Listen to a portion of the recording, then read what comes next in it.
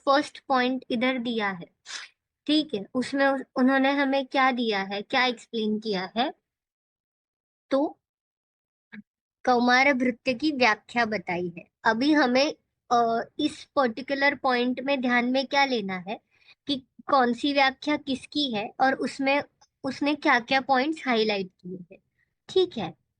वो मैं आपको धीरे धीरे बताऊंगी, लेकिन वो चीजें आप थोड़ा सा ध्यान में लीजिए। ओके। पहली है सुश्रुत की। सुश्रुत सूत्र स्थान 1 में उसने क्या बताया है, कौमार भृत्यम नाम कुमार भरण धात्री क्षीर दोष संशोधनार्थ दुष्टस्तन्यग्रह समुत्थानाम च व्याधीनाम उपशमनार्थम। मतलब कौमार भृत्य में क्या क्या इंक्लूड किया है उसने, तो कुमार का भरण, उसके बाद धात्री और क्षीर, इनके दोषों का संशोधनार्थ, मतलब इनके दोषों का संशोधन करने हेतु दुष्ट स्तन्य ग्रह आदि का और इन सभी व्याधि का उपशमन करने के लिए कौमार भृत्य तंत्र बताया गया है, या कौमार भृत्य तंत्र में इन सारी चीजों का समावेश होता है। तो धात्री क्षीर दोष संशोधनार्थ, ये इसका समावेश कौमार भृत्य में किसने किया है, तो आप क्या बोलोगे, सुश्रुत ने किया है, ठीक है। ये आपको थोड़ा सा ध्यान में लेना है। तो ये व्याख्या किसकी है, अगर ऐसा पूरा आया तो आप लिखोगे ये सुश्रुत की है। तो इसमें क्या था, दुष्ट स्तन्य ग्रह, क्षीर दोष संशोधनार्थम और व्याधि का उपशमन, ठीक है। उसके बाद जो नेक्स्ट है वो है कुमाराः बालाः तेषां भृतिः धारणम पोषणाः च। ये जो है ना, ये विसर्ग संधि का एग्जाम्पल है। वो एग्जाम्पल्स इजी रहते हैं, इसलिए मैं हमेशा आपको बताती रहती हूँ, क्योंकि क्या होता है, एटलीस्ट एक तो आपका कवर हो जाता है पढ़ते पढ़ते, तो वो आप स्पॉट कर पाते हो जब भी आप ऐसे एग्जाम्पल्स देखते हो। तो विसर्ग संधि का एग्जाम्पल है ये पोषणाहा च, यानी यहाँ पे विसर्ग का शो हुआ है, ठीक है। तो ये मूल जो शब्द है मूल वो कैसा है, पोषणाहा, पोषणाहा, यानी पोषण के बाद दो डॉट्स विसर्ग और च, ऐसा ये है, ये एकत्रित होके पोषणश्च। तस्य भृत्या इदम तंत्रम कौमार भृत्यम, यानी उसने क्या बताया है, ये किसका व्याख्या है, तो ये सुश्रुत में डल्हन की बताई हुई व्याख्या है।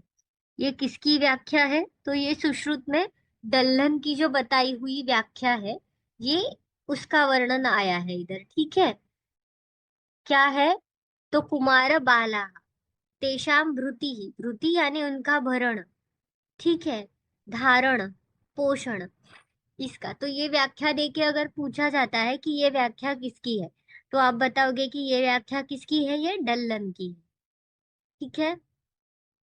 अभी आगे आ जाओ, चक्रपाणी। चक्रपाणी की व्याख्या इजी है, कुमारस्य भरणम अधिकृत्य तंत्रम कौमारभृत्यम। नाम में ही कौमारभृत्य, तो कुमारस्य भरणम अधिकृत्य तंत्रम, जिसका अधिकरण ही कुमार का भरण है, ऐसे तंत्र को कौमारभृत्य कहते हैं। ये किसने बताया है हमें, तो ये हमें चक्रपाणी ने बताया। किसने बताया है ये, तो ये हमें चक्रपाणी ने बताया है। किधर, तो चरक सूत्र 30 में। किधर बताया है, तो चरक सूत्र 30 में बताया है, ठीक है।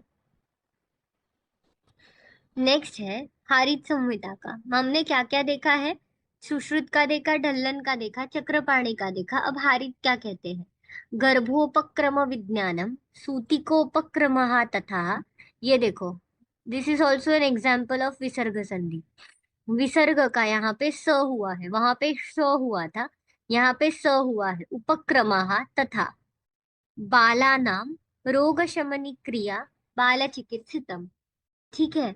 यानी क्या कहा है कि गर्भाधान की स्थिति से लेकर प्रसव अवस्था, बेसिकली यहाँ पे देखिए, गर्भोपक्रम यानी गर्भ का जो डेवलपमेंट है, उपक्रम, उसका विज्ञान कहाँ तक, सूतिकोपक्रम तथा, मतलब सूतिका का भी उसमें समावेश। बालानाम रोग शमनी क्रिया, जो ऐसी क्रिया जो बालकों का रोगों का शमन करती है, उसे क्या कहते हैं, तो उसे बाल चिकित्सा ऐसा कहा जाता है, यानी कौमार भृत्य। सो बेसिकली पूरा गर्भावस्था से लेके बाल्यावस्था तक का वर्णन, ऐसा उसका समावेश किसने किया है? तो हारित ने किया है। तो कौमार भृत्य में गर्भावस्था से लेके बाल्यावस्था तक का समावेश कौन से आचार्य ने किया है? ऐसा पूछे जाने पर आप क्या बोलोगे? वो हारित ने किया है। ठीक है, सूत्र समझ में आया। गर्भोपक्रमः, गर्भोपक्रम ये भी विसर्ग संधि का। गर्भः उपक्रमः, गर्भोपक्रम, गर्भ का उपक्रम। ठीक है, विज्ञानम, गर्भ का उपक्रम से लेके सूति का उपक्रम, उसका विज्ञान। बालानाम रोग शमनी क्रिया, ऐसी जो क्रिया है उसे क्या कहते हैं? उसे बाल चिकित्सा। इधर नीचे दिया है देखो, गर्भाधान की स्थिति से लेकर प्रसवावस्था तक तथा शिशु रोगों के निवारणार्थ किए जाने वाले प्रयोगों को ही बाल चिकित्सा के नाम से जाना जाता है। हमारे लिए इम्पोर्टेंट ये पॉइंट है, गर्भाधान से स्थिति से लेकर प्रसवावस्था। तो क्वेश्चन कैसे पूछे जा सकते हैं कि कुमार भरण और धात्री के क्षीर दोष संशोधनार्थ इसका समावेश किसने किया है? तो सुश्रुत ने किया है। गर्भाधान से लेके प्रसवावस्था तक और आगे जाके बाल्यावस्था तक इसका समावेश कौमार भृत्य में किसने किया है? तो हारित ने किया है। और चक्रपाणी और ढल्लन की व्याख्या सूत्र दे के पहचानने के लिए भी दी जाती है। ठीक है, अभी ये वेरी फेमस पॉइंट, और ये आपको पता भी होगा कि कौमार भृत्य का अष्टांग आयुर्वेद में क्रम क्या आया है? क्या है वो? चरक, सुश्रुत, वाग्भट, काश्यप। इजी है, बृहत्रयी के ऑर्डर से उन्होंने 3 आपको दिए हैं, चरक, सुश्रुत, वाग्भट। और कौमार भृत्य तंत्र ये काश्यप का है, इसीलिए लास्ट में काश्यप है। ठीक है, क्रम क्या है, हम कैसे उसे याद रखते हैं? 6, 5, 2, 1। याद कैसे रखते हैं? 6, 5, 2, 1। ओके, तो 6, 5, 2, 1 यानी चरक ने छठा स्थान दिया है, सुश्रुत ने कौन सा दिया है? तो पांचवा स्थान दिया है। वाग्भट ने कौन सा स्थान दिया है? तो दूसरा दिया है। वाग्भट का सूत्र पता है ना, वो हमें लर्न होता है, काय बाल ग्रह ऊर्ध्वांग शल्य दंष्ट्रा जरा वृषा नष्ट वंगानी। ठीक है, और काश्यप ने कौमार भृत्य को कौन सा स्थान दिया है? तो काश्यप ने उसको प्रथम स्थान दिया है। तो याद कैसे रखेंगे? 6, 5, 2, 1। चरक का छठा स्थान है, सुश्रुत का पांचवा स्थान है, वाग्भट का दूसरा है एंड काश्यप का फर्स्ट है। अभी इधर आपको एक पॉइंट दिखेगा कि कौमार भृत्य से संबंधित ग्रंथ कौन से हैं। ठीक है, तो वो हमें थोड़े से ध्यान में लेने हैं। अभी इसमें क्या करना है, जिसमें कुमार ऐसा या कौमार भृत्य ऐसा नाम है वो इजीली आप पहचान सकते हो। जो अलग है बाकी के नाम, उसको आपको थोड़ा सा याद रखना है। जैसे काश्यप संहिता, ये तो हमें पता रहती है। अभी पर्वतक तंत्र, बंधक तंत्र, ये नाम देख के नहीं पता चलता है कि ये कौमार भृत्य पे आधारित ग्रंथ है। तो इसीलिए पर्वतक तंत्र याद रखो। उसके बाद बंधक तंत्र, थोड़ा सा बेसिक याद रखो, एकदम हेवीली करने की जरूरत नहीं है। ऑप्शन देख के ऐसा लगना चाहिए कि हाँ आई हैव रेड इट, सो मैं मार्क कर सकती हूँ या कर सकता हूँ, तो उस हिसाब से करो। ठीक है, बाल कुमार तंत्र ये आपको पहचानने में आएगा, तो ये करने की जरूरत है क्या? तो नहीं। उसके बाद बाल कुमार, दोनों को मिला के क्या किया है? तो बाल कुमार तंत्र, ऐसे भी नीचे दिया हुआ है। अभिनव कुमार भृत्य, इसमें भी कुमार भृत्य आया है, तो आपको ये भी याद करने की जरूरत नहीं है। कुमार तंत्र समुच्चय, इसमें भी आपको दिया हुआ है। ठीक है, उसके बाद क्या है? कुमार संभव, उसके बाद क्या दिया है? कुमार संभव, ये उसमें भी नाम में कुमार है। अलग क्या है? योग सुधा निधि। अभी योग सुधा निधि देख के लगेगा योग के बारे में ही जानकारी दी है, इसमें ये चीज नहीं ध्यान में आएगी कि ये इज इट रिलेटेड टू कौमार भृत्य, तो ये याद रखना है। और मेघदूत संहिता, बाल चिकित्सामृत भी आपको पता चल जाएगा। तो हमने अलग कौन से किए? पर्वतक तंत्र, बंधक तंत्र, योग सुधा निधि और मेघदूत संहिता। पर्वतक तंत्र, बंधक तंत्र, योग सुधा निधि और क्या है? मेघदूत संहिता। ये 4 जो है वो आपको याद रखने हैं, क्योंकि ये बाल रोग से संबंधित तंत्र या ग्रंथ आए, लेकिन इनमें किसी में भी बाल ये शब्द का प्रयोग नहीं हुआ है। ठीक है। अभी इधर आपको थोड़े से संबंधित ग्रंथ और लेखक दिखेंगे। इनमें से आपको सब याद नहीं करने हैं। इम्पोर्टेंट जो है वो याद करनी है, लेकिन बेसिक जो बाकी चीजें हैं वो थोड़ी सी एक बार रीड तो करनी है। ठीक है।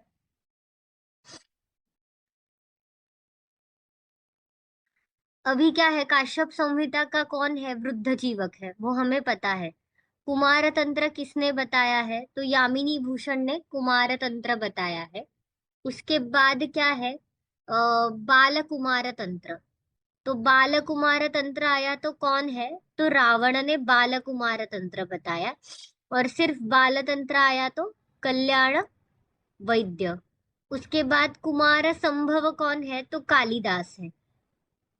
कुमार तंत्र समुच्चय ये किसने कहा है, रामनाथ द्विवेदी। अभिनव कुमार भृत्य तो राधानाथ। तो और कौमार भृत्य ये किसने कहा है, तो रघुवीर प्रसाद। और बाल वैद्य कौन है, तो डॉक्टर आठवले। चाइल्ड हेल्थ किसने बताई है, डॉक्टर ए कुमार। अभी देखो, चाइल्ड हेल्थ आया तो डॉक्टर ए कुमार आपको पता है, सारे इंपॉर्टेंट नहीं है लेकिन थोड़ा बहुत हम देख लेंगे अच्छे से। उसके बाद बालकों का वैद्य कौन है, तो डॉक्टर आठवले जो है वो बालकों के वैद्य है। ये इतना इंपॉर्टेंट नहीं है लेकिन आप इस तरह से थोड़ा सा याद कर सकते हो। कौमार भृत्य किसने बताया है, तो रघुवीर ने प्रसाद रूप कौमार भृत्य बताया। रघुवीर ने प्रसाद रूप कौमार भृत्य बताया।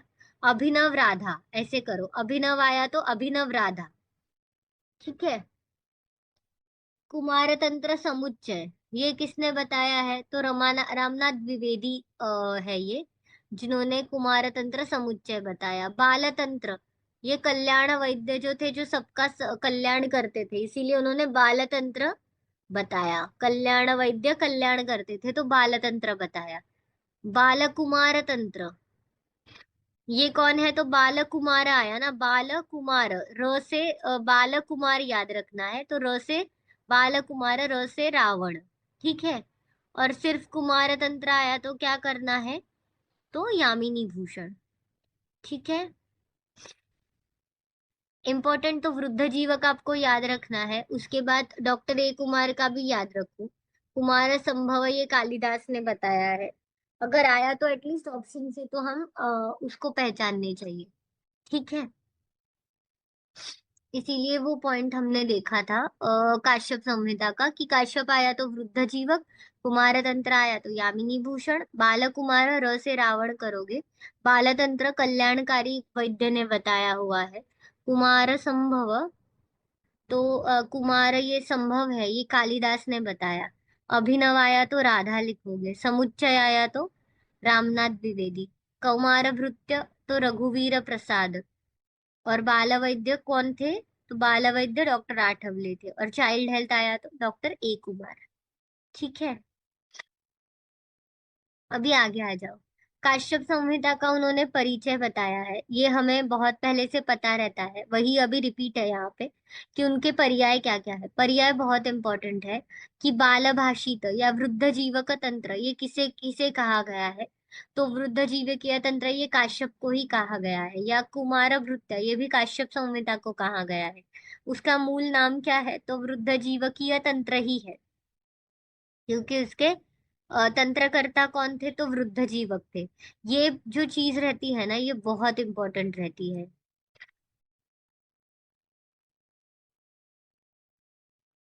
जैसे आप चरक में हमेशा पढ़ते हो कि चरक को क्या कहा गया है, अग्निवेश तंत्र। यानी तंत्रकर्ता कौन थे, तो अग्निवेश थे। चरक कौन थे, चरक के प्रतिसंस्कर्ता थे। चरक कौन थे, चरक प्रतिसंस्कर्ता थे। और संपूर्ण कर्ता कौन था, तो दृढ़बल था। ये भली भांति ज्ञात है ना। वैसे इधर मूल उपदेष्टा कौन है, तो मरीचि काश्यप ये मूल उपदेष्टा है काश्यप संहिता के। ठीक है। तंत्रकर्ता कौन है, तो वृद्ध जीवक। तंत्रकर्ता कौन है, तो वृद्ध जीवक है। और प्रतिसंस्करण किसने किया है, तो वात्स्य ने किया है। प्रतिसंसरण किसने किया, प्रतिसंस्करण करने वाले वात्स्य है। तंत्रकर्ता करने वाले वृद्ध जीवक है। और मूल उपदेष्टा कौन है, तो मूल उपदेष्टा मरीचि काश्यप है। मूल उपदेष्टा कौन है, तो मूल उपदेष्टा मरीचि काश्यप है। ठीक है, रक्षा करता ऐसा करके कहा है, तो इसमें अनायास यक्ष इतना इम्पोर्टेंट नहीं है, बस याद रखो। अनायास यक्ष, रक्ष यक्ष। ठीक है, यक्ष से रक्ष याद करना।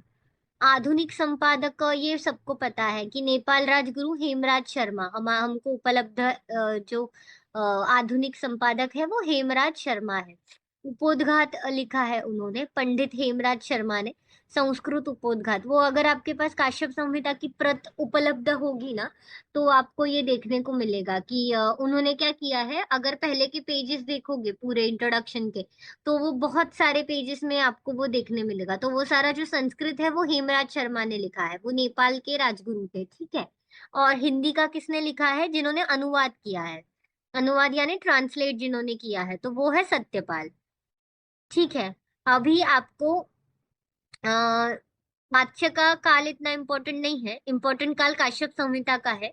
आपको पूछा जाता है कि काश्यप संहिता का काल कौन सा था, तो आपको बताना है कि छठी शताब्दी से पूर्व था, और वृद्ध जीवक द्वारा प्रस्तुति का 4 से 6 सदी था। ठीक है, 4 से 6 सदी अगर आया तो वो वृद्ध जीवक का, और छठी सदी ये बहुत इंपॉर्टेंट है, ये आपको ध्यान में लेना है। उपोद्घात भी इनका है, आधुनिक संपादक भी पंडित हेमराज शर्मा ही है, और हिंदी आया तो वो किसका है, तो हिंदी का जो है वो किसने बताया है, तो वो इन्होंने बताया है। ठीक है, वर्तमान जो हमारे पास ये हमें पता है कि चौखंबा वाराणसी द्वारा है, और ये नेपाल के राजगुरु जो है पंडित हेमराज शर्मा के पास उपलब्ध पांडुलिपि की जो ताड़पत्र पर लिखी हुई थी, तो ये ताड़पत्र पर लिखी हुई थी। कौन थे, तो पंडित हेमराज शर्मा, वो कौन थे, नेपाल के राजगुरु थे, और लिपि कौन सी थी, तो पांडुलिपि। ठीक है, मतलब ये इतना इम्पोर्टेंट नहीं है, लेकिन आपको उनका नाम और वो कहाँ से बिलोंग करते थे ये पता होना चाहिए। काश्यप संहिता का काल भी पता होना चाहिए। उसके बाद अभी काश्यप संहिता की विषय वस्तु, विषय वस्तु का मतलब क्या है, जिसमें आपको अध्याय की प्रस्तुति जो है वो की जाती है। विषय वस्तु यानी क्या होता है, तो विषय वस्तु यानी ये होता है कि जहाँ पे आपको अध्यायों की प्रस्तुति की जाती है। तो वो काश्यप ने किधर की है, तो वो काश्यप ने जो की है वो अंतिम अध्याय, उसका जो संहिता कल्प नामक जो अध्याय है, कल्पस्थान का अंतिम अध्याय, उसमें उसने विषय की प्रस्तुति की है। समझ में आ रहा है? कल्पस्थान का जो अंतिम अध्याय है वो आपने सुने होंगे, कल्पस्थान के अध्याय, या ये हमेशा हम रिवाइज भी करते हैं जब भी हम एक्स्ट्रा पॉइंट्स वगैरह करते हैं, तो उसमें आपको ये पॉइंट पता होना चाहिए। ठीक है, तो क्या कहा है उसने उसमें, कि उसमें उसने विषय वस्तु का वर्णन जो है वो हमें बताया हुआ है। ठीक है,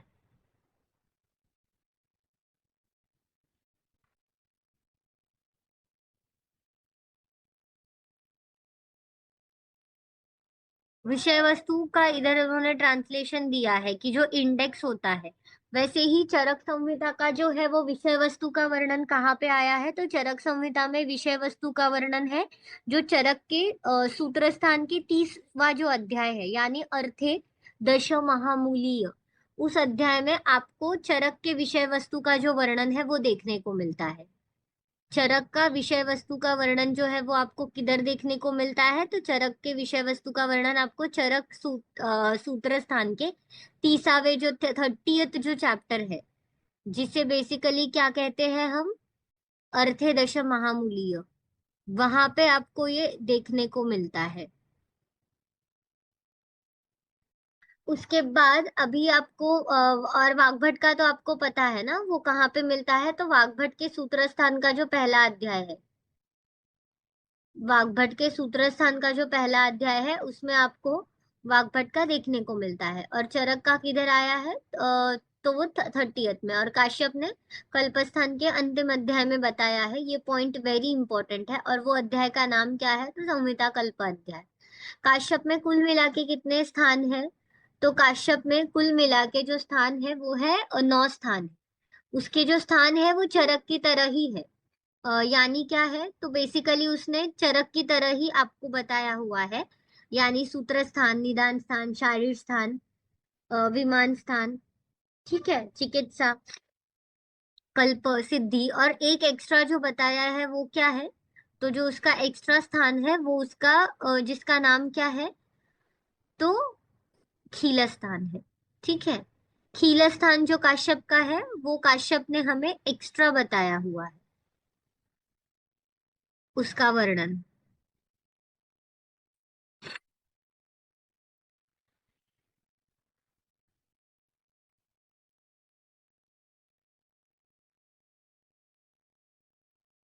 उसके बाद अभी हमने जो बाकी सारी चीजें देखी, अभी आपको ध्यान में, हाँ, अभी हम एक बार रिवाइज कर लेंगे कि हमने आज के अध्याय में क्या क्या, लेक्चर में क्या क्या देखा। आपको बस ये चीज थोड़ी सी ध्यान में लेनी है कि हमने यहाँ पे चरक का देखा, सुश्रुत का देखा, वाग्भट सुश्रुत का हमें, आपको पता है क्या कि सुश्रुत ने कहाँ पे बताया है विषय वस्तु? तो आपको याद होना चाहिए उसका जो थर्ड अध्याय है सूत्रस्थान का, अध्ययन संप्रदानीय अध्याय, इसमें उसने आपको ये सारी चीजें बताई हुई। ठीक है, मैंने आपको हर एक का बता दिया ताकि आपको कंफ्यूजन नहीं होना चाहिए और आपको याद भी रहेगा जितनी बार हम रिवाइज करेंगे। अभी एक बार रिवाइज कर लो कि हमने व्याख्या देखी थी, उसने अगर आपको सुश्रुत में आया तो आपको ध्यान में रखना है कुमारभरण धात्री क्षीर दोष धात्री के बारे में बताने वाला आचार्य कौन है? तो वो सुश्रुत है। ठीक है। धात्री क्षीर दोष संशोधनार्थम दुष्ट स्तन्य ग्रह, इनका उपशमन। कुमार बाल तेषाम वृत्ति पोषण, ये सारी व्याख्या आई तो ये ढल्लन की है। चक्रपाणी में कुछ नहीं, इस शब्द को ही फोड़ उसने ब्रेक करके मीनिंग बताया है। कुमारस्य भरणम अधिकृत्य तंत्र। हारित संहिता आया तो गर्भोपक्रम से लेके अवस्था तक सारी चीजें जहाँ पे वर्णित है, उस तंत्र को कुमार भृत्य कहा है। फिर हमने क्रम किया 6, 5, 2, 1। कौन है? चरक, सुश्रुत, वाग्भट, काश्यप। कौमार भृत्य संबंधित ग्रंथ में बंधक, पर्वतक, योग सुधा निधि और मेघदूत संहिता नाम किए थे। काश्यप आया तो वृद्ध जीवक, कुमार तंत्र आया तो यामिनी, बाल कुमार तंत्र तो र से रावण याद करना है, बालक रावण। बाल तंत्र आया तो कल्याणकारी तंत्र लिखा, बाल तंत्र। कुमार संभव कालिदास था। उसके बाद बाल वैद्य डॉक्टर आठवले बाल वैद्य थे।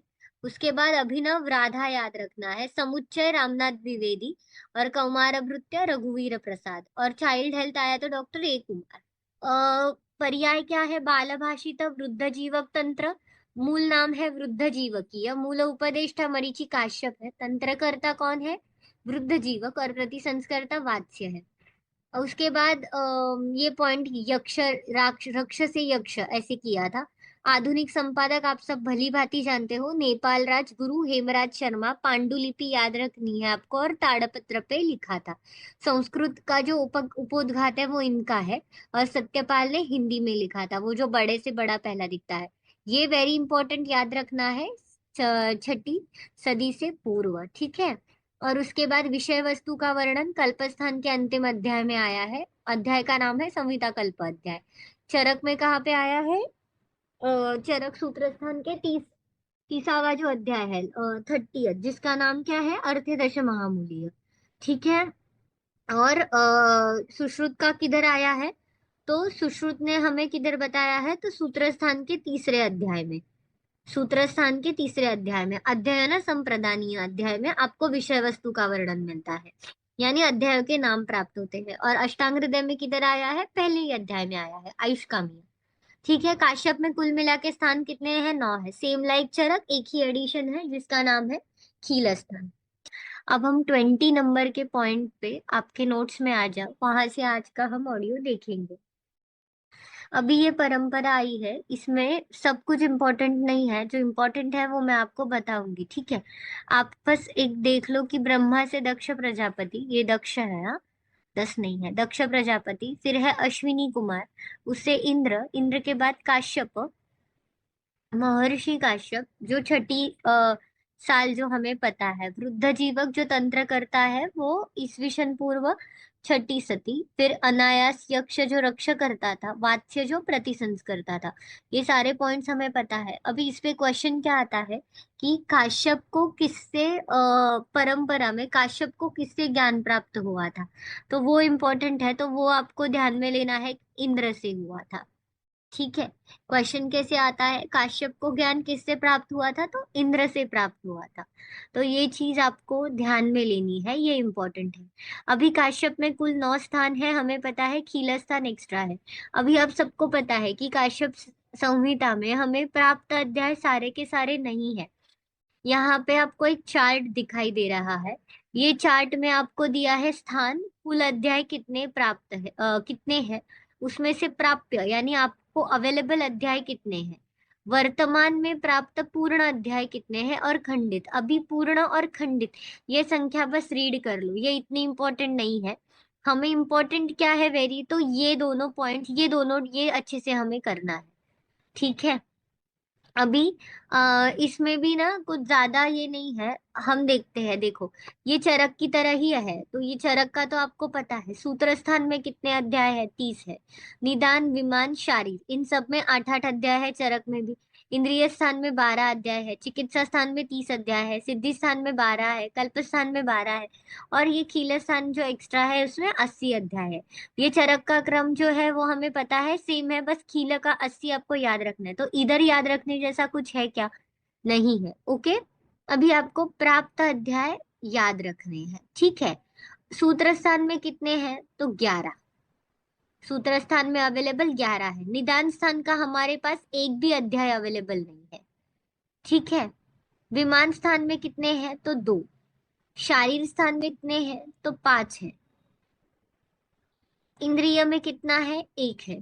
चिकित्सा स्थान के कितने हैं, 18। सिद्धि स्थान के कितने हैं, तो 8 है। सिद्धि स्थान के अवेलेबल अध्याय कितने हैं, तो 8 है। कल्प स्थान के कितने हैं, 9 है। और खील स्थान में कितने हैं, तो 24 है। तो सिद्धि और कल्प क्या है, 8 और 9। सिद्धि और कल्प क्या है, 8 और 9 है। खीला में 80 में से 24 अवेलेबल है। चिकित्सा स्थान में कितने हैं, 18 अवेलेबल है। इंद्रिय का बस एक ही अवेलेबल है। शारीर के 5 अवेलेबल है। विमान के 2 अवेलेबल है, और सूत्र स्थान के 11 अवेलेबल है। सूत्र स्थान के 11 अवेलेबल है। पूर्ण अध्याय वर्तमान में वगैरह खंडित, ये सारी चीजें इतनी इंपॉर्टेंट नहीं है, वो बस आपको दी हुई है इधर। लेकिन आप एक चीज ध्यान में रखो कि आपको ये जो संख्या है कुल अध्याय की है, वो चरक के जैसी ही है, तो आपको वो ध्यान में रखनी है, ठीक है। सूत्र स्थान 30, उपलब्ध 11। निदान स्थान 8, उपलब्ध 0। विमान 8, उपलब्ध 2। शारीर 8, उपलब्ध 5। ठीक है। इंद्रिय 12, उपलब्ध कितने हैं, 1। चिकित्सा में 30, उपलब्ध कितने हैं, 18। सिद्धि में 12, उपलब्ध कितने हैं, 8। कल्प में 12, उपलब्ध अध्याय कितने हैं, 9। और खीला स्थान में 80, और उपलब्ध कितने हैं आपके पास, तो 24।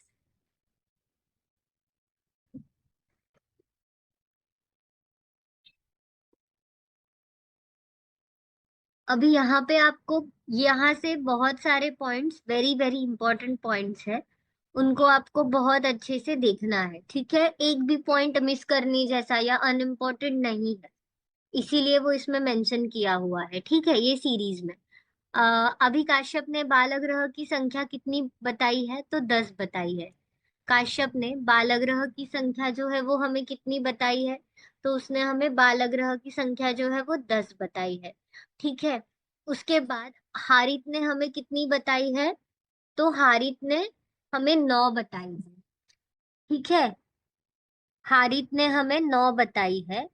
उसके बाद सुश्रुत और योग रत्नाकार की 9 है। हारित की 8 है, सुश्रुत और योग रत्नाकार की 9 है। शारंगधर और वाग्भट की 12। अगर आपको याद होगा तो हमने एक ट्रिक की थी, सुयोग, तो वो 9 था। शावा शावा 12। और हारित कितना था, 8। और काश्यप कितना था बालग्रह की संख्या, तो 10। काश्यप की बालग्रह की संख्या कितनी थी, तो 10।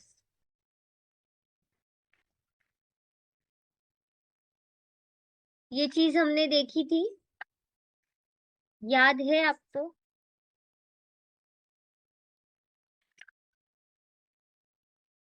तो आप एक बार देख लो कि कितना कितना संख्या उसने बताया है, तो आपको ध्यान में लेना है कि काश्यप आया तो 10 लिखना है। हारित से चालू करो। हारित ने कितना बताया है आपको? तो हारित ने आपको 8 बताया है। ठीक है, हारित ने आपको 8 बताया है। उसके बाद काश्यप का 10 है। सुयोग कितना है? 9 है। और शावा शावा, शावा शावा क्या था? तो आपको अच्छे से पता है, शावा शावा यानी उसने कितने बताए हैं? 12। ठीक है,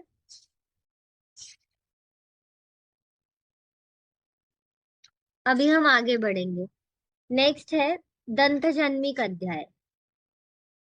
नेक्स्ट क्या है? दंतजन्मी का अध्याय। तो दंतजन्मी का अध्याय में आपको ध्यान में क्या लेना है?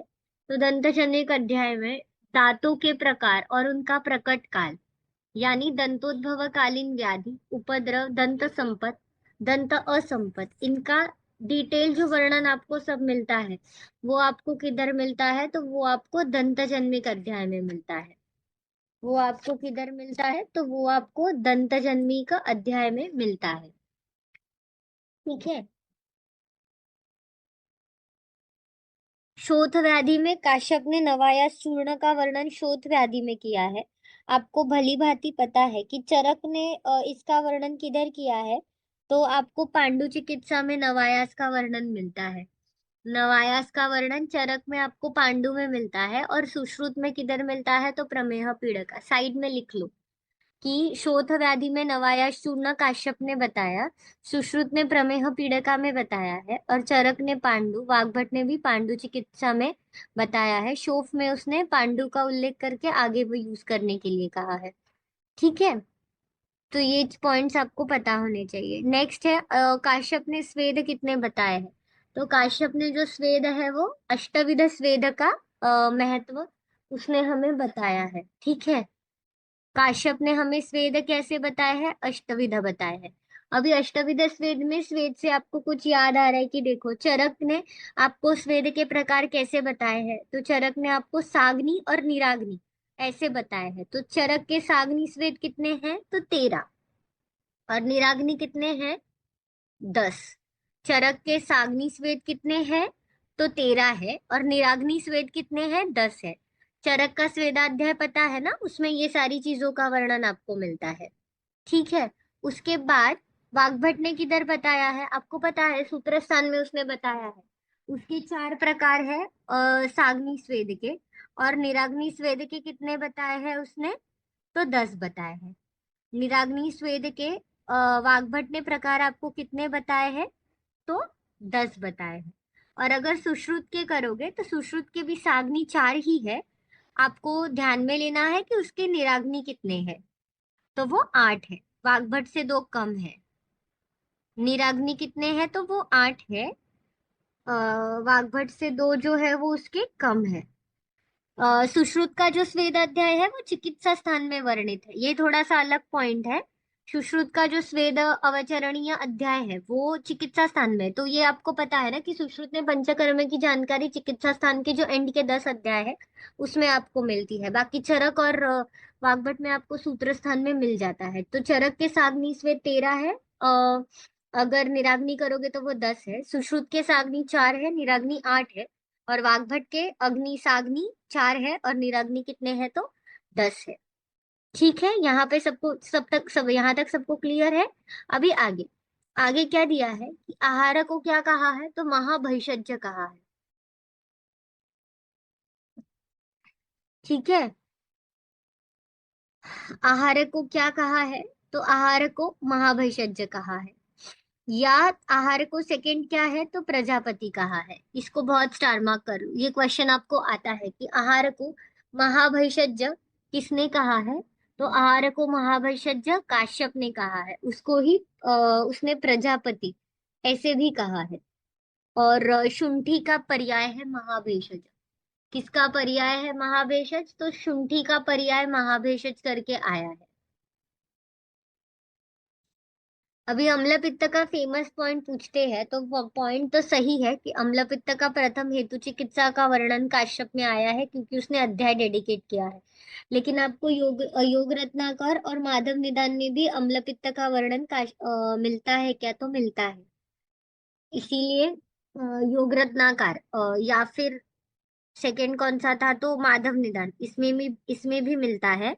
और काश्यप ने उसका प्रथम हेतु और चिकित्सा के साथ वर्णन किया है, इसीलिए उसका उल्लेख भी हमें मिलता है। ठीक है। नेक्स्ट है अम्ल पित्त को शुक्तक, ये किसने कहा है, तो ये काश्यप ने ही कहा है। अम्ल पित्त को शुक्तक ये काश्यप ने कहा है। और चरक ने अम्ल पित्त का वर्णन किधर किया है, तो ग्रहणी चिकित्सा अध्याय में किया है। चरक ने, जो चिकित्सा स्थान का 15वां अध्याय है, ग्रहणी चिकित्सा, तो उधर चरक ने अम्ल पित्त का जो वर्णन है वो उधर किया है। ठीक है। नेक्स्ट है अम्ल पित्त में देशांतर गमन चिकित्सा का वर्णन आया है।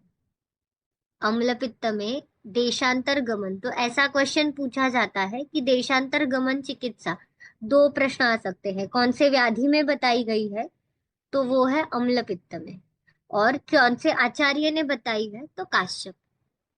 याद आया, कौन से आचार्य ने बताई है, तो काश्यप। और कौन से व्याधि में बताई है, तो अम्ल पित्त।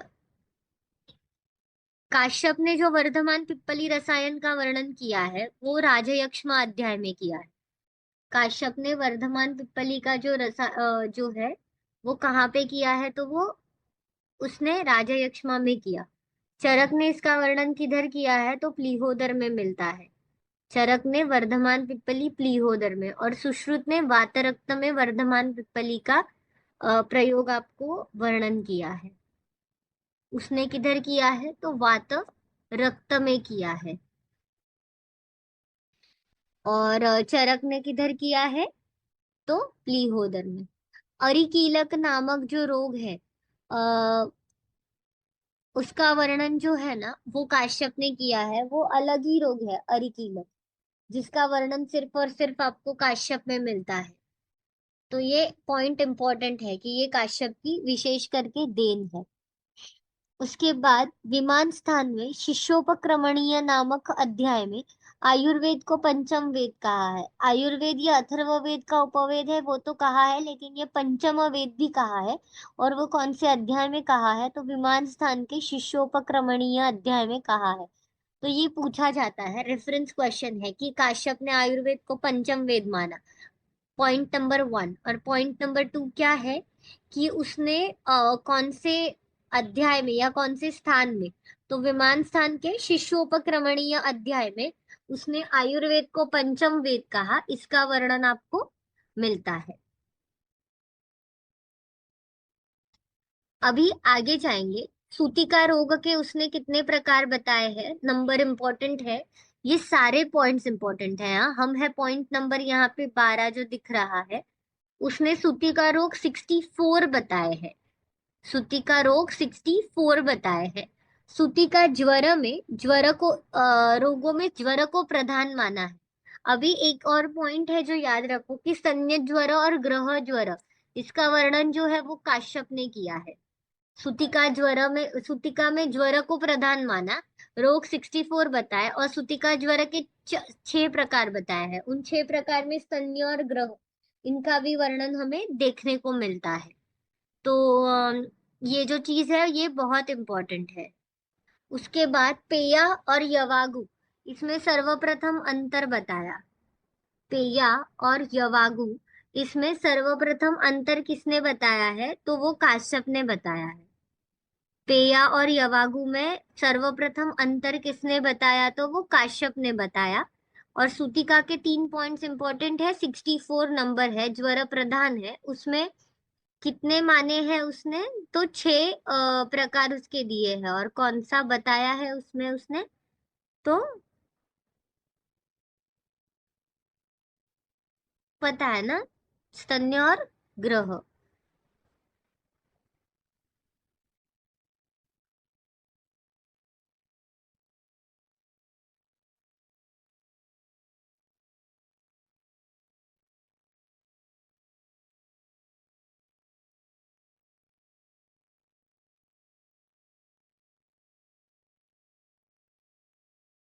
अभी नेक्स्ट पॉइंट जो इम्पोर्टेंट है और जो आपको ध्यान में लेना है वो है औषध और भेषज में सर्वप्रथम अंतर किसने बताया है।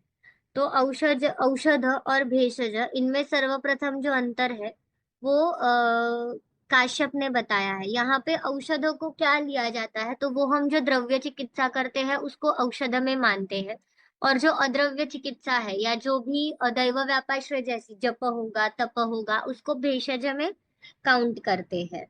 ऐसा ये काश्यप का ये अलग मुद्दा है जो उसने कहा है। ठीक है, जो उसने कहा है तो ये थोड़ा सा ध्यान में लेना है।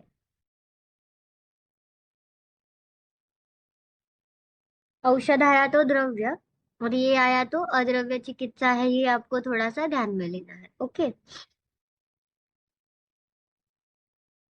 उसके बाद चूर्ण और अभिशव। अभिशव ये एक मध्य कल्पना है, इसके सहित सप्तविध कषाय कल्पना का वर्णन किया है। हमें पंचविध कषाय कल्पना ये पता रहती है।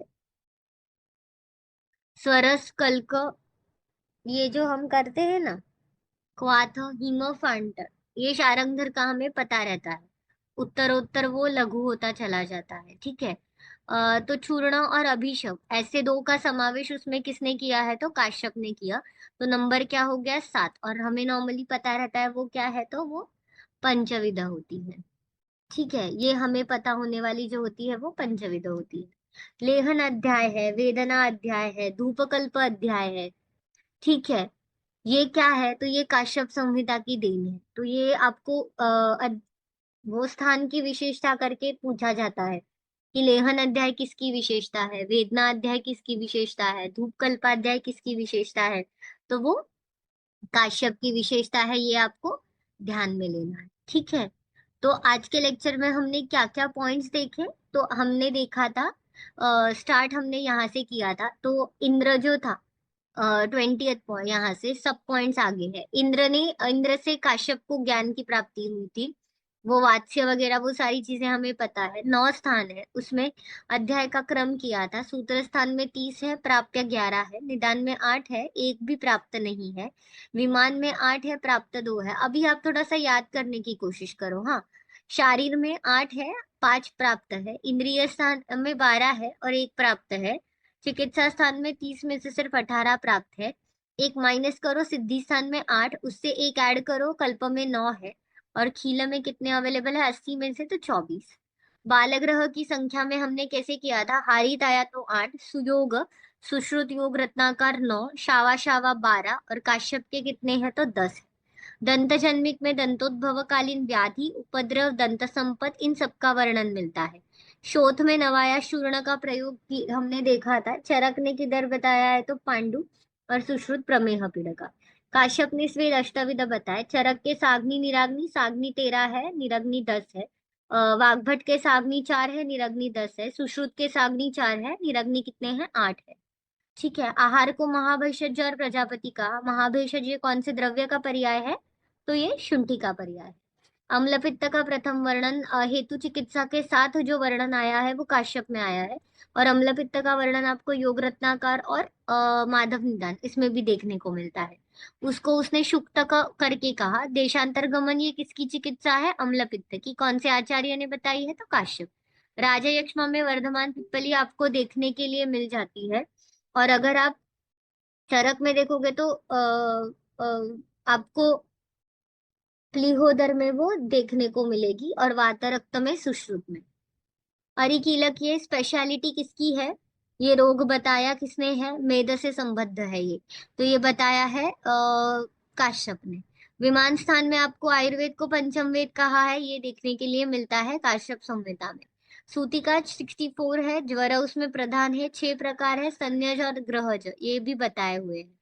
पेया और यवागु में सर्वप्रथम अंतर किसने बताया है, तो काश्यप ने। औषध और भेषज में सर्वप्रथम अंतर किसने बताया है, तो काश्यप ने। चूर्ण और अभिषव सहित सप्तविध कषाय, आपको पंचविध पता है, स्वरस कल्क क्वाथ हिमफांट, उसमें चूर्ण और अभिषव ऐड किया तो सप्तविध कषाय कल्पना काश्यप ने बताई। और लेहन अध्याय, वेदना अध्याय, धूपकल्प ये क्या है, ये काश्यप की विशेषताएं है। तो ठीक है, यहाँ पे हम इम्पोर्टेंट पॉइंट्स कवर कर रहे हैं। कुछ कुछ चीजें ऑलरेडी डिटेल में आपकी हो चुकी है, लेकिन जो बहुत इम्पोर्टेंट है उसको हम देख रहे हैं, ठीक है। अभी जो एक इम्पोर्टेंट आया है कि रक्तगुल्म और गर्भ, इनमें सर्वप्रथम अंतर कौन से आचार्य ने बताया है, तो वो काश्यप ने बताया है।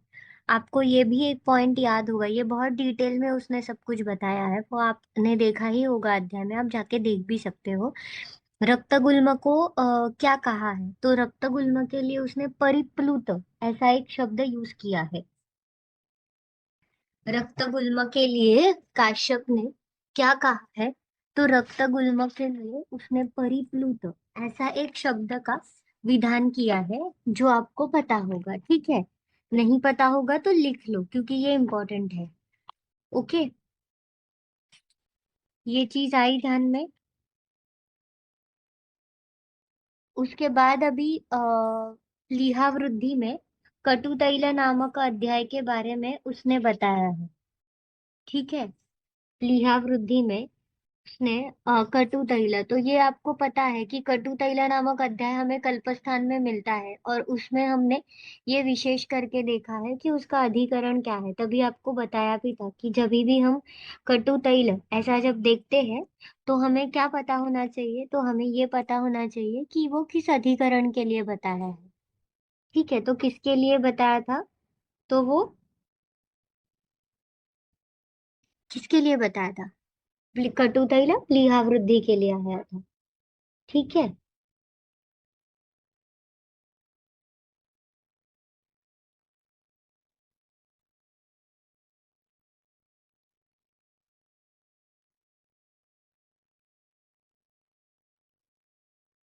उसके बाद त्रिसमा गुटिका, त्रिसमा गुटिका के कंटेंट जो है ना, वो आपको दिए जाते हैं। त्रिसमा गुटिका में क्या दिए जाते हैं, तो त्रिसमा गुटिका में आपको कंटेंट्स इंपॉर्टेंट होते हैं। वो कौन से हैं, तो गुड़, शुंठी और हरितकी। कौन से हैं, गुड़, शुंठी और हरितकी। और उसे कैसे कहा है, तो उसे सर्वरोगहर कहा है, ठीक है। उसे क्या कहा है, सर्वरोगहर, ऐसे उसे कहा गया है।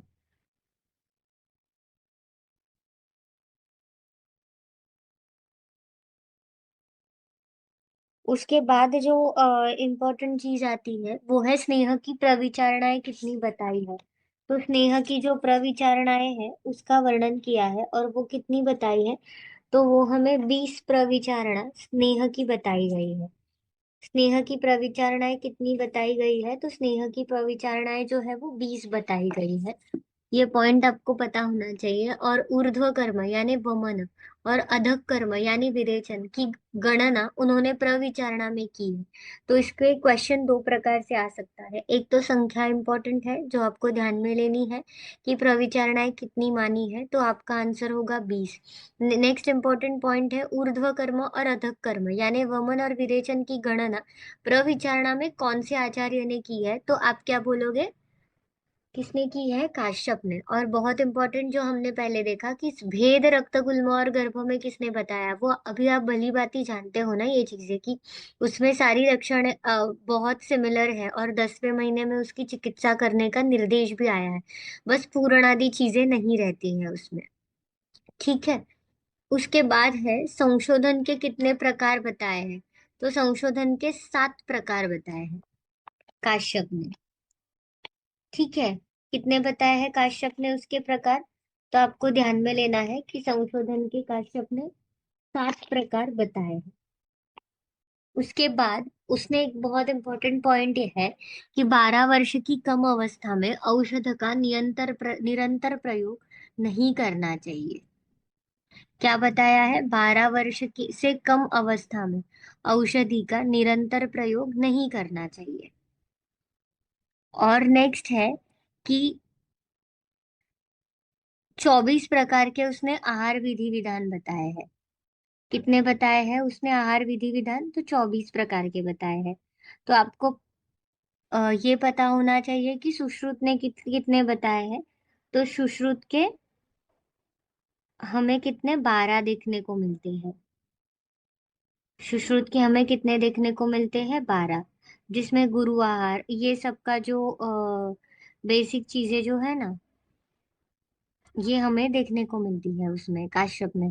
तो वो सारी चीजें जो है उसका किस में आया है, तो उसका 24। क्या कहा है उसके लिए? चतुर विंशति। ओके, यहाँ तक सबको क्लियर है?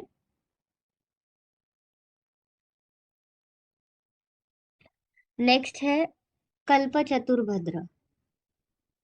नेक्स्ट क्या है? कल्प चतुर्भद्र।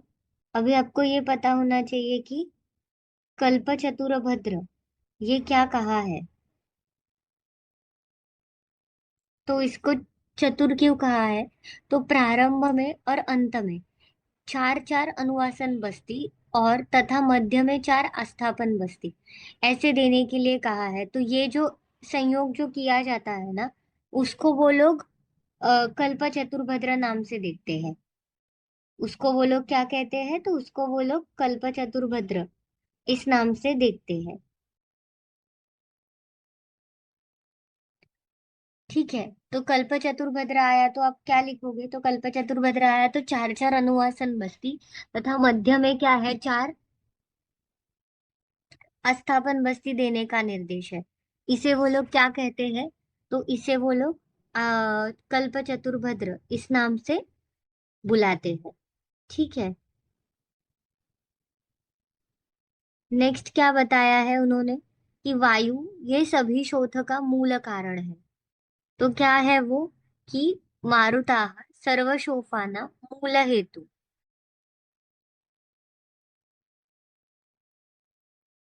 ठीक है, ये चीज थोड़ी सी इंपॉर्टेंट है कि सभी शोथों का मूल कारण उसने क्या कहा है? तो सभी शोथों का मूल कारण उसने वायु को कहा है। सभी शोथों का मूल कारण उसने क्या कहा है? तो सभी शोथों का मूल कारण उसने वायु को कहा है।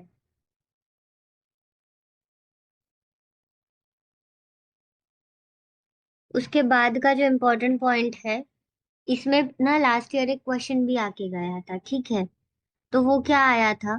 तो उन्होंने आपको पूछा, ऐसा क्वेश्चन पूछा था कि कृमि का आशय इसका वर्णन कौन से आचार्य ने किया है? तो कृमि आशय ये वर्णन करने वाले आचार्य कौन से थे? तो ये वर्णन करने वाले काश्यप थे, जिन्होंने कृमि का आशय बताया है आपको। तो कौन से हैं? मल, मूत्र, पक्व, आम, वायु और कृमि। कितने आशय है, संख्या कितनी है? तो संख्या भी इंपॉर्टेंट है। संख्या कितनी कही है? तो 7 है।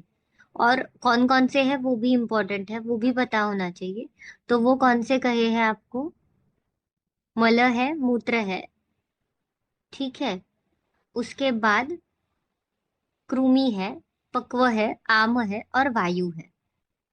ठीक है, अभी आहार विधि विधान का हमने एक पॉइंट देखा था। ठीक है, या वो थोड़ा सा ध्यान में आया कि काश्यप ने कितने बताए हैं? तो काश्यप ने हमें 24 बताए हैं। ठीक है, अभी आपको ये पता है कि सुश्रुत ने 12 द्वादश अशन प्रविचरण ऐसा उसको कहा है। ठीक है, सुश्रुत ने उसको क्या कहा है? तो अशन प्रविचारण ये सुश्रुत ने कहा है। और वो कितने हैं? 12 है। वो क्या कौन कौन से है वो मैंने अभी आपको बताया, तो वो भी थोड़ा सा ध्यान में ले लो कि शीत, उष्ण, स्निग्ध, रुक्ष, द्रव, शुष्क, ये जो सारी चीजें हैं ना, इनका उसने उसमें उपयोग किया है। लेकिन उसके लिए शब्द क्या यूज हुआ है, तो वो आपको पता होना चाहिए। तो उसके लिए जो शब्द यूज हुआ है वो क्या है? द्वादश अशन प्रविचार। ठीक है, कल्प चतुर्भद्र के बारे में बोला, तो आपको ध्यान में आएगा क्या कि कल्प चतुर्भद्र क्या है? तो अनुवासन और उसके बीच में जो किया है उसके लिए कहा है। ठीक है, उसके बाद चरक ने आपको आहार आहार विधि विधान इसके बारे में चरक ने भी आपको बताया है। कौन से अध्याय में बताया है? थोड़ा सा याद करो। तो चरक विमान के पहला जो अध्याय है, ठीक है, उसके बारे में आपको बताया है। उसमें भी उष्ण, स्निग्ध, मात्रावत, जीर्ण, वीर्य विरुद्ध, इष्ट देश, इष्ट काल, ये जो सारी चीजें हैं ना, वो अष्टव आहार विधि विधान ऐसा उसने बताया है। ठीक है, तो चरक का अष्टव आहार विधि विधान है, काश्यप का आया तो 24 लिखोगे, और सुश्रुत के अशन प्रविचार है जो उसने 12 कही है। ठीक है। वायु क्या है? सर्वशोथ का मूल कारण है। अभी एक वेरी इंपॉर्टेंट पॉइंट है, षटकल्प अध्याय, इसके बारे में आपको पूछते हैं तो आपको एक चीज ध्यान में लेनी है कि इसके बारे में हमने बहुत सारी चीजें देख ली थी जब हमने कल्पस्थान में डिस्कस किया था, कि आपको इसमें ध्यान में क्या रखना है कि ये अध्याय देके आपको अधिकरण पूछा जाता है कि षटकल्प अध्याय ये कौन से अधिकरण के लिए आया है। तो आपको पता होना चाहिए कि वो नेत्र रोग के लिए आया है। किसके लिए आया है वो षटकल्प अध्याय? क्या ध्यान में लेना है? तो षटकल्प अध्याय ये किसके लिए आया है? तो वो आपको नेत्र रोग के लिए आया है, ये आपको ध्यान में लेना है। और उसका नाम षटकल्प क्यों है? ऐसे अनेक अध्याय कल्पस्थान में आपको आए हैं जिनमें आपको उसका तभी जब आपको पढ़ाया गया था तो आप एक बार देख लो, आपको अधिकरण वशात बताया था कि ये याद रखना है, क्योंकि उस अध्याय में वैसे क्वेश्चंस बहुत आते हैं कि जिसमें आपको ये पूछते हैं वो कि ये किसके लिए है। जैसे कटु तैलप लीहा के लिए था, शटकल्प नेत्र रोग के लिए था, रेवती जो था जिसमें जातहारिणी का वर्णन आया था। तो ऐसी चीजें ध्यान में रखनी है। अभी नाम में शट है तो 6 औषधियों का प्रयोग हुआ है। वो 6 औषधियां कौन सी है याद आ रही है कि देखो? पहली हमने की थी शिवा यानी हरितकी, चक्षुषा, गोरोचन, पुष्पक, रसांजन, और कौन सा था? कतक। याद आ रहा है? नहीं आ रहा है तो साइड में लिख लो। हमने कौन कौन सी की थी उसमें? हरितकी की थी जिसका नाम शिवा, उसके बाद गोरोचन किया था, पुष्पक किया था, रसांजन किया था, कतक किया था, और चक्षुषा। ठीक है। ये आपको थोड़ा सा ध्यान में लेना है शतकल्प के बारे में।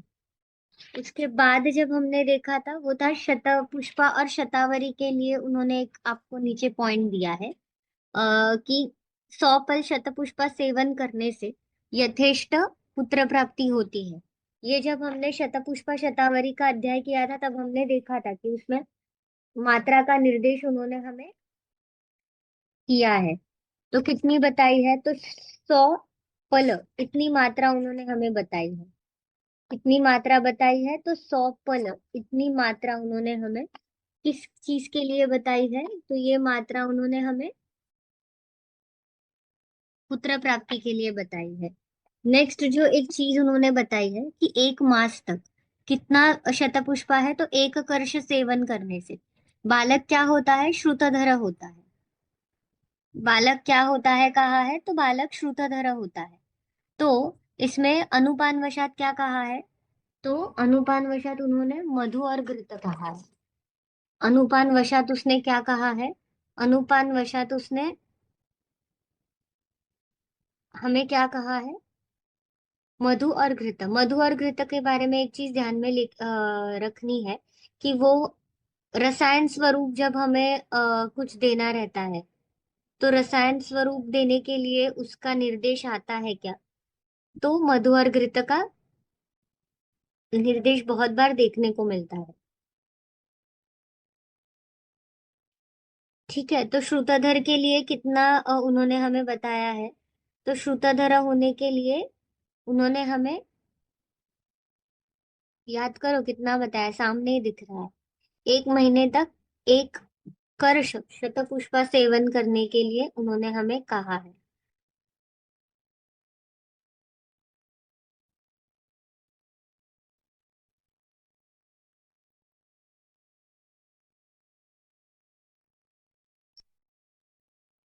नेक्स्ट जो पॉइंट है वो क्या हमें है बताया है? तो वो आपको ध्यान में लेना है कि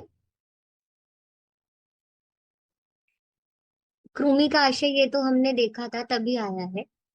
उसके बाद है कि एक सभी सन्निपातिक व्याधि में मधु का सेवन जो है वो वर्ज्य बताया है। सभी सन्निपातिक व्याधि में मधु का सेवन क्या बताया है? तो मधु का सेवन जो है वो वर्ज्य बताया है। ठीक है। सभी सन्निपातिक व्याधि में हमें मधु का सेवन जो है वो आ, उन्होंने वर्ज्य बताया है।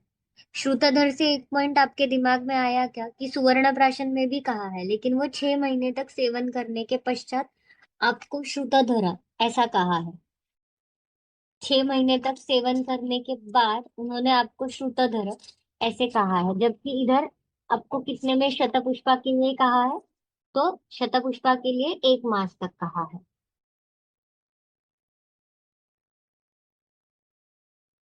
और मेधावी लीयात मधुकृतम, वो जो उसके लिए कर्ष जो है ना, उसके लिए एक शब्द भी आया है, बिडाल पद।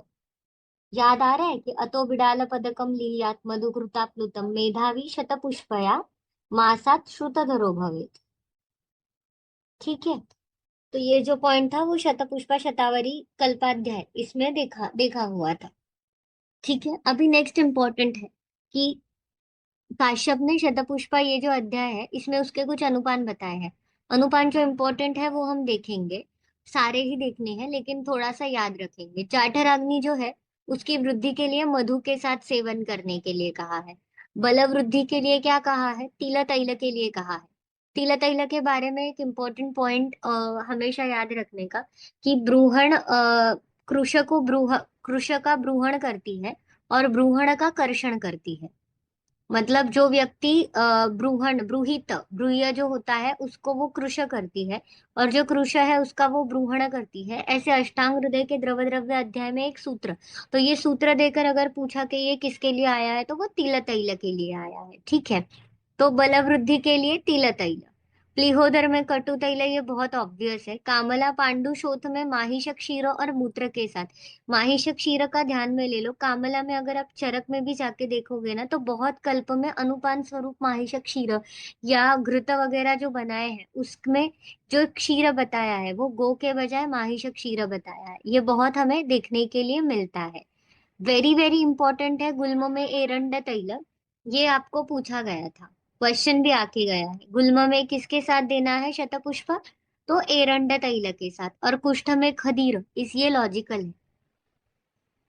कुष्ठ में खदीर के साथ ये आपको कुछ याद करने की जरूरत नहीं है। तो जाठराग्नि मधु के साथ इंपॉर्टेंट है। बलवृद्धि तिल तैल, गुल्म एरंड तैल, कामला पांडुशोथ माहिषक क्षीर और मूत्र। एरंड तैल का वर्णन चरक में आपको अच्छे से किधर देखने के लिए मिलता है? त्रिमर्मीय चिकित्सा अध्याय में उदावरता अधिकरण के अंतर्गत वो एक बड़ा बड़ा सूत्र आपको दिखेगा। अगर नहीं याद आ रहा है तो जाके देख लो एक बार। ठीक है।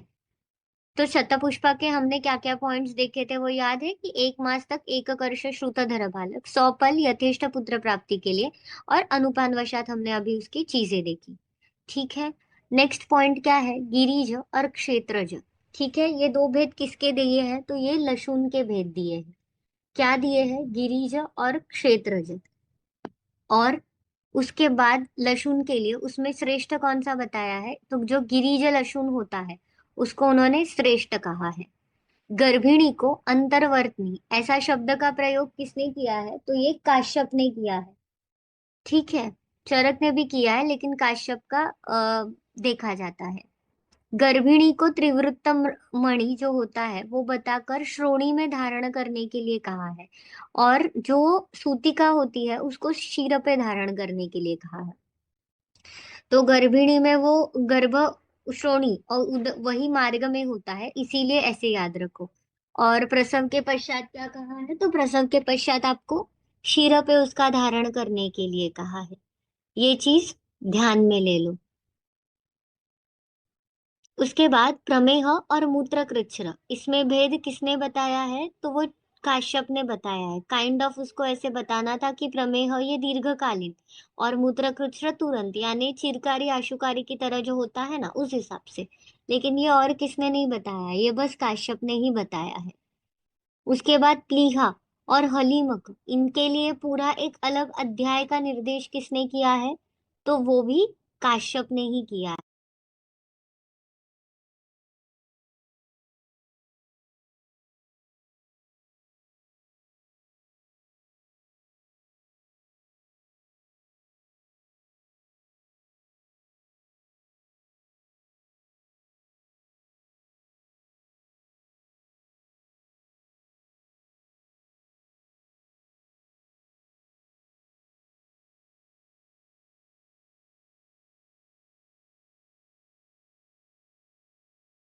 बताया है। उसके बाद प्लीहा और हलीमक, इनके लिए पूरा एक अलग अध्याय का निर्देश किसने किया है? तो वो भी काश्यप ने ही किया है। और काश्यप ने हृदय की संख्या कितनी बताई है?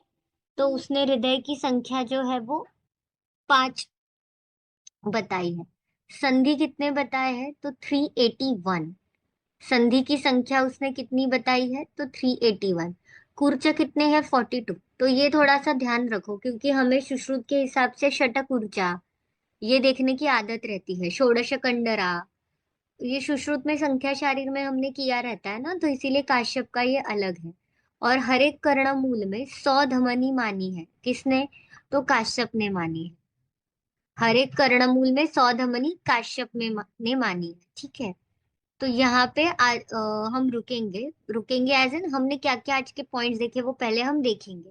ठीक है। तो रक्तगुल्म और गर्भ में सर्वप्रथम अंतर हमने देखा, काश्यप ने बताया। रक्तगुल्म के लिए परिप्लुत ये शब्द का प्रयोग किसने किया था? तो काश्यप ने ही किया था। प्लीहा वृद्धि में कटु तैल का प्रयोग किसने किया है? तो वो काश्यप ने ही कटु तैल का प्रयोग उसमें किया। त्रिसमा गुटिका सर्वरोगहर, उसके कंटेंट्स गुड़ शुंठी हरितकी। स्नेह की प्रविचारणा की नंबर 20 है। और उसमें हमने दो कौन से देखे? ऊर्ध्व और अधकर्म, यानी वमन और विरेचन का समावेश किया है। संशोधन के प्रकार कितने देखे? तो 7 देखे। 12 वर्ष से कम अवस्था में निरंतर औषध प्रयोग ये उन्होंने मना किया है। 24 प्रकार के आहार विधि विधान है। चरक ने 8 चरक बताए हैं, चरक विमान 1 में। और द्वादश अशन प्रविचार ये किसने बताया है? सुश्रुत ने बताया है। द्वादश यानी कितने होते हैं? 12। कल्प चतुर्भद्र अंत में 4 4 अनुवासन बताए हैं, और मध्य में 4 आस्थापन। ऐसे इसे कल्प चतुर्भद्र कहा जाता है। सभी शोथ का मूल क्या कहा था? वायु। कृमि का आशय किसने माना है? तो काश्यप ने माना है। बाकी आपको ये याद है। षटकल्प का अधिकरण क्या है? नेत्र। और औषधि कितनी है? 6 है। कौन सी थी? हमने देखी थी। चक्षुष्या थी, हरितकी थी, पुष्पक, रसांजना, कतक। ठीक है। गोरोचन। कृमि को भी आशय माना था। शतपुष्पा की मात्रा कितनी कही थी? तो 100 फल। और 1 मास तक, 1 वर्ष तक शतपुष्पा, 1 मास तक अगर 1 कर्ष, इसको एक शब्द आया था बिडाल पदक, तो वो श्रुतधर होता है। और सुवर्ण प्राशन के लिए 6 महीना कहा है। सभी सांधिपातिक व्याधि में मधु का सेवन वर्ज्य कहा है। अनुपान वशात देखा था जाठराग्नि मधु, बलवृद्धि तिल तैल। तिल तैल का एक इंपॉर्टेंट लाइन मैंने आपको बोला था। प्लिहोदर कटु तैल, कामला पांडुशोथ माहिष क्षीर मूत्र। गुल्म आया तो एरंड तैल, कुष्ठ आया तो खदीर क्वाथ। गिरिज और क्षेत्रज ये दोनों प्रकार लशुन के बताए हैं, उसमें गिरिज को श्रेष्ठ बताया है। गर्भिणी के लिए अंतर्वर्तनी ऐसा शब्द का प्रयोग आया है। त्रिवृत्तमणि गर्भिणी हो तो श्रोणी में धारण करना है, और सिर पे किधर? सूतिका में। प्रमेह मूत्रकृत में भेद उसने बताया है। प्लीहा और हलीमक के लिए अलग अध्याय का निर्देश किया। हृदय की संख्या 5 बताई। संधि कितने माने हैं? तो 381। कूर्च 42 है। और शतकूर्च किसने बताया है? सुश्रुत। ठीक है। अभी हम आगे बढ़ेंगे, तो हम देखेंगे कि आदि के लिए कौन सा शब्द आया है। तो आदि के लिए ग्राही शब्द का प्रयोग काश्यप ने किया है। तो शब्द कौन सा है वो, और कौन से आचार्य ने बताया है? काश्यप ने स्वेद के प्रकार 8 बताए हैं। इसमें हमने चरक और सुश्रुत के नंबर्स किए थे, अगर आपको याद होगा तो। जो पहले पॉइंट आया था कि चरक ने साग्नि कितने बताया है? तो 13। निरग्नि कितने बताया है? तो 10। वाग्भट ने साग्नि कितने बताए हैं? तो 4। निरग्नि कितने हैं? 10। और सुश्रुत के साग्नि कितने हैं? 4। और निरग्नि कितने हैं? 8। ओके। अभी काश्यप के नाम देखो। हस्तस्वेद, प्रदेह, नाड़ी स्वेद, प्रस्तर, संकर, उपनाह, अवगाह और परिषेक स्वेद, ये 8 स्वेद का जो है वो किसने बताया है? वो काश्यप ने हमें बताया है। कोकिला गुटिका और लोहितिका गुटिका का प्रयोग किसमें किया है? तो कोकिला गुटिका और लोहितिका गुटिका का प्रयोग नेत्र में हुआ है। ये चीज हमें ध्यान में रखनी है। ठीक है। उसके बाद स्रोतस के प्रकार कितने हैं? तो 2 माने हैं। ये इंपॉर्टेंट क्यों है? नॉर्मली हमें बाह्य और अभ्यंतर ये पता रहता है, लेकिन इसने सूक्ष्म और महान कहा है। इसने सूक्ष्म और महान कहा है। नीचे एक पॉइंट आएगा, नाभि और रोमकूप का समावेश सूक्ष्म स्रोतस में किया है। तो ये दो पॉइंट है, नाभि और रोमकूप। तो नाभि और रोमकूप को स्रोतस किसने माना है, वो भी एक पॉइंट क्वेश्चन बनता है उस पे, जो काश्यप ने माना है। और उसके प्रकार कितने हैं स्रोतस के, दो, और वो कौन से हैं, सूक्ष्म और महान, ये अलग है। तो सूक्ष्म और महान ऐसे स्रोतस के प्रकार या ऐसी स्रोतसों का विभाग किसने किया है, तो काश्यप ने किया। कोष्टांगाई काश्यप ने कितने माने हैं, तो 13। और हमें सुश्रुत के और सुश्रुत का वो श्लोक आपको भली भांति पता है, स्थानानियाम अग्नि पक्वानाम मूत्रस्य रुधिरस्य च ऋतुण्डकम फुफ्फुसस्य कोष्ठ इति अभिधीयते। और चरक के कितने का है, 15। ठीक है। उसने उत्तर गुद और अधर गुद ऐसे एक विभाजन किया है, वो पता है ना, इधर दिया भी है। चरक के कितने हैं, 15। सुश्रुत के कितने हैं, 8। और वाग्भट के कितने हैं, 11। और काश्यप के कितने हैं, 13। कौन से हैं, नाभि बताई है, यकृत, प्लीहा, हृदय, वृक्क, गुद, बस्ती, क्षुद्रांत्र, स्थूलांत्र, आमाशय, पक्वाशय, वपा और क्लोम। आपको ये सारी चीजें तो पता है, ये लेना है ऊपर से, यकृत से चालू किया। ठीक है, नाभि है, प्लीहा है, ठीक है, यकृत, प्लीहा, हृदय, उसके बाद वृक्क, नाभि आया, फिर नीचे का कौन सा है, फिर आएगा आंत्र, शुद्धांत्र और क्षुद्रांत्र, स्थूलांत्र, आमाशय, बस्ती, गुद, पक्वाशय, वपा और क्लोम ये अलग है, ये थोड़ा सा ध्यान में रखो। और काश्यप ने फुफ्फुस नहीं बताया, फुफ्फुस उसने नहीं बताया। ठीक है, वरना ये थोड़ा सा ध्यान में ले लो, क्योंकि बाकी सबका उल्लेख आया है, बस फुफ्फुस नहीं बताया है। और वपार क्लोम का समावेश उसने किया है। चरक के कितने हैं, 15। उत्तर गुदा अधर गुदा ऐसे चरक एक विभाजन करते हैं। अः सुश्रुत के 8 है, वाग्भट के कितने हैं, तो 11 है। ठीक है। काश्यप के अनुसार प्रत्यंगों का वर्णन आया है, वो उसने बताया है, कितना है प्रत्यंग, तो 87। प्रत्यंग कितने हैं, तो प्रत्यंग 87 है। और चरक ने कितने बताए हैं, 57। चरक ने कितने बताए हैं, 57। और काश्यप के कितने हैं, 87। अभी अवयव उत्पत्ति का जो क्रम है वो इसने अलग दिया है। सुश्रुत में शारीर स्थान के 4 अध्याय में हम देखते हैं, लेकिन इसमें उसने कैसे अलग दिया है कि रक्त से हृदय बनता है, हृदय से यकृत बनता है, यकृत से प्लीहा बनता है, प्लीहा से फुफ्फुस बनता है। तो ये वर्णन बस काश्यप ने ही किया है, ये बहुत इंपॉर्टेंट है। क्या कहा है, रक्त से हृदय, हृदय से यकृत, यकृत से प्लीहा, प्लीहा से क्या बताया है, तो फुफ्फुस। ठीक है, ये वर्णन किसने किया है, तो ये वर्णन काश्यप ने किया है। प्रत्यंग कितने बताए हैं, 87। कोष्ठांग कितने थे, 13। ठीक है। शरीर में उसने कितने कोशों का वर्णन किया है, तो उसने शरीर में 6 कोशों का वर्णन किया है। उसने शरीर में कितने कोशों का वर्णन किया है, तो उसने शरीर में 6 कोश ऐसा वर्णन किया है। Important, very very important point ये है कि गर्भ में त्रिदोष की उत्पत्ति कौन से महीने में बताई है और कौन से आचार्य ने बताई है। अगर आप अन्य पढ़ोगे ना, तो उसमें आपको ये देखने को नहीं मिलता है। ठीक है। त्रिदोष की उत्पत्ति वो बस काश्यप ने बताई है, और कौन से महीने में बताई है, तो 7वें महीने में। ठीक है, काश्यप ने 7वें महीने में आपको त्रिदोष की उत्पत्ति बताई है, ये बहुत इंपॉर्टेंट पॉइंट है। और गर्भ में ओज की वृद्धि कौन से महीने में बताई है, तो 6ठे महीने में बताई है। ओज की वृद्धि कौन से महीने में बताई है, तो 6ठे महीने में। और त्रिदोष आया तो 7वें, और कोश आया तो 6 है। काश्यप ने परिपूर्ण वो 7वें महीने में बताया है, वो ठीक है, वो सब पता रहता है हमें। नाभि और रोमकूप इनका समावेश सूक्ष्म स्रोतस में आया है। उसके बाद फक्क व्याधि के लिए अलग अध्याय दिया है। और त्रिचक्र रथ, ये फक्क का इंपॉर्टेंट हमें पता है ना, क्या है, त्रिचक्र रथ। अभी फक्क व्याधि में स्नेहनार्थ उसने कल्याणक घृत और शटपल घृत, कल्याणक घृत, शटपल घृत और अमृत घृत, ऐसे 3 घृतों का वर्णन हमें किया है। और उसके पश्चात 7 दिन में त्रिवृत्त क्षीर द्वारा शोधन करने के लिए कहा है। तो ये बहुत इंपॉर्टेंट पॉइंट है कि फक्र व्याधि में स्नेहनार्थ घृत कौन से है, तो 3, कल्याणक, शतफल और अमृत।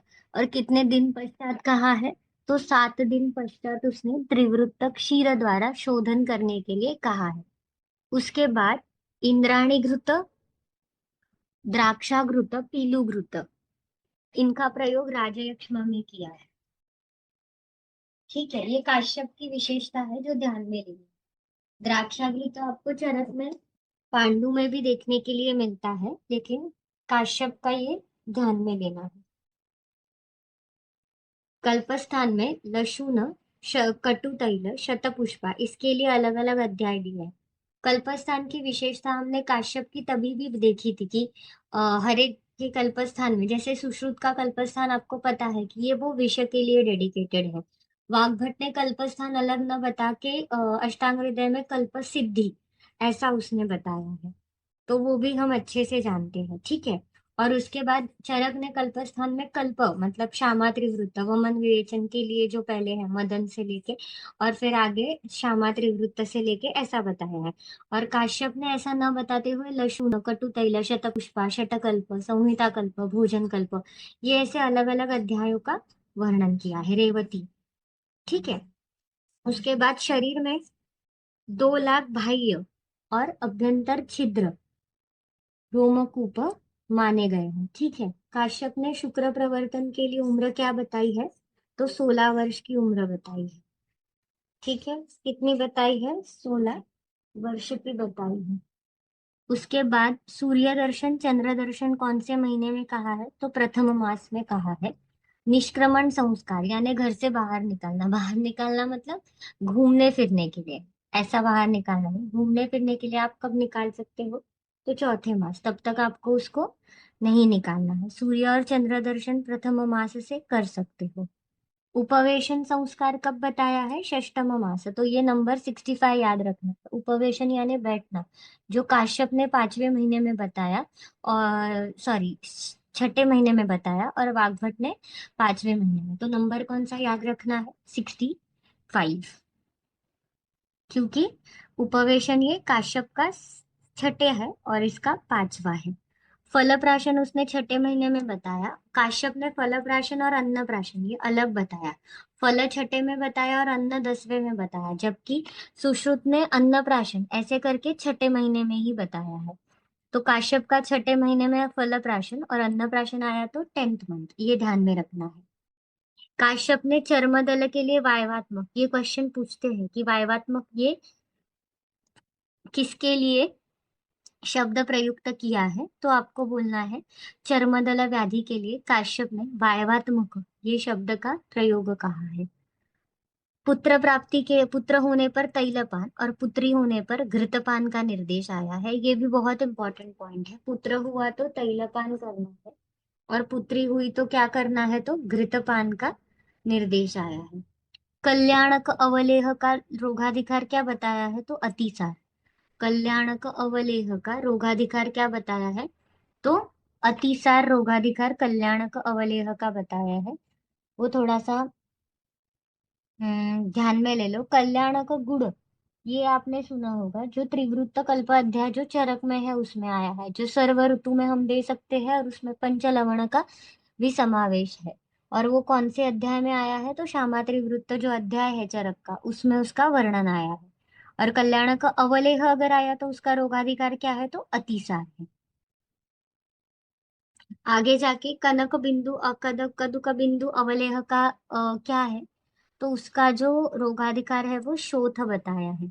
धूप कल्पाध्याय बहुत इंपॉर्टेंट है, काश्यप का बहुत अच्छे से प्रिपेयर करना है, उसमें से क्वेश्चंस भी आपको बहुत आते हैं। कल्पस्थान में पहला ही वर्णन उसका आया है। तो धूप की संख्या कितनी बताई है, तो 40, और धूप के प्रकार कितने बताए हैं, तो धूप, अनुधूप और प्रतिधूप, ऐसे कुल मिला के उन्होंने आपको प्रकार कितने बताए हैं, तो 3 बताए हैं, और संख्या कितनी बताई है, तो 40 बताई है, ठीक है। तो आज के लेक्चर में हमने क्या क्या देखा, हमने पहले स्वेद के प्रकार, आदि के लिए शब्द क्या आया था वो देखा। जो था ग्राही। उसके बाद हमने स्वेद के प्रकार देखे जो 8 थे। उसमें हस्तस्वेद, प्रदेह, नाड़ी, प्रस्तर, संकर, उपनाह, अवगाह, परिषे। फिर हमने चरक के अनुसार, चरक के अग्नि 13 है, निरग्नि 10 है। सुश्रुत के साग्नि 4 है, निरग्नि 8 है, और वाग्भट के साग्नि 4 है, निरग्नि 10 है। उसके बाद कोकिला गुटिका और लोहितिका गुटिका का प्रयोग नेत्र रोग में किया था। स्रोतस के कुल मिला के 2 प्रकार है, जो बाह्य अभ्यंतर नाभों के सूक्ष्म और महान है। सूक्ष्म में नाभि और रोमकूप आते हैं। कोष्ठांग की संख्या हमने देखी थी, जो कितनी थी, तो 13 किसकी थी, तो काश्यप की थी। अगर 11 आया तो वाग्भट, सुश्रुत 8 और चरक 15। उसने फुफ्फुस का समावेश नहीं किया है काश्यप ने, और वपा और क्लोम का समावेश मिलता है। चरक प्रत्यंग आया तो 57 और काश्यप आया तो 87। रक्त से हृदय, हृदय से यकृत, यकृत से प्लीहा और प्लीहा से फुफ्फुस बनता है। कोश कितने हैं, तो 6। त्रिदोष की उत्पत्ति 7वें महीने में, ओज की वृद्धि 6ठे महीने में, और सर्वधातु 7वें महीने में। उसके बाद फक्क व्याधि, त्रिचक्र रथ, घृत कल्याणक शटफल अमृत, और 7 दिन पश्चात त्रिवृत्त क्षीर से शोधन। इंद्राणी, द्राक्ष और पीलू, ये इसका अधिकरण क्या है, तो राजयक्ष्मा। लशुण, कटुतैल, शतपुष्पा, ये सब अध्यायों का वर्णन किया है। 2 लाख बाह्य अभ्यंतर स्रोतस है। शुक्र प्रवर्तन होने की उम्र क्या है, तो 16। उसके बाद निष्क्रमण, चतुर्थ मास, सूर्य चंद्र दर्शन प्रथम मास। उपवेशन संस्कार कौन से, 65 याद रखना है, 5 वाग्भट का है, 6 जो है वो काश्यप का है। फलप्राशन 6ठे मास में, अन्नप्राशन 10वें मास में। सुश्रुत आया तो अन्नप्राशन 6ठे मास में कहा है, उसने विभाजन नहीं किया है। चर्मदल को इसने वायवात्मक कहा है। और पुत्र होने पर तैलपान का निर्देश, पुत्री के लिए घृतपान, कल्याण कवलेह, अतिसार, गुड़ का हमने देखा था। त्रिवृत्त कल्पाध्याय, पंचलवण सर्व ऋतु में दे सकते हैं, यानी श्यामा त्रिवृत्त। फिर कदुक बिंदु अवलेह का क्या है, शोथ है। और काश्यप ने धूप के प्रकार कितने बताए हैं, तो वो हमें उसने 3 बताए हैं। धूप है, अनुधूप है, प्रतिधूप है। और धूप की संख्या क्या है, तो उसने 40 बताई है।